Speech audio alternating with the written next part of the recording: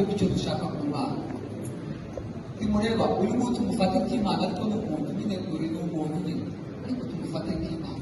Muhise niba ndimo ndasenga ariko ibi ni ibyago nibwo Imana yashatse kugira ngo bya ndimo ndasenga Mana keneye yumve usabane n'Imana uzamuvuga ndeba Imana ndegereye Imana nta kintu kinyitanze turuhande ariko iyo ushayishije kava mu byizerwa gatandukanye n'ubushake bw'Imana igikuta cy'icyaha kiza kiza imbere yanjye n'Imana bigatuma adasabana n'Imana.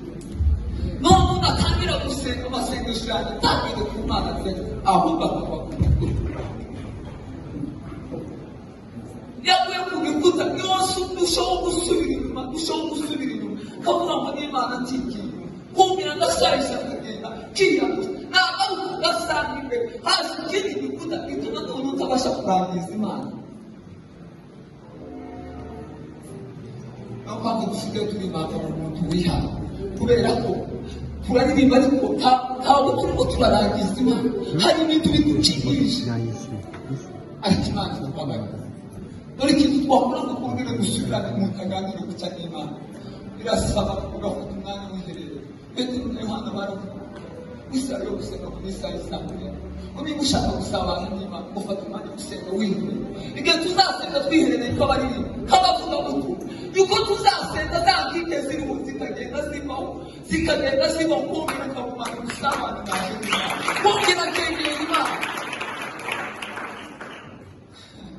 Ariko iyi mesaje yacu twese niba dushaka kuganira n'Imana mureke ibindi byose turushaho n'ubusa sigaranye n'umugoto ibyinshi ariko zemera ngaruke niba ataba ari hano ahandi tuzatekereza.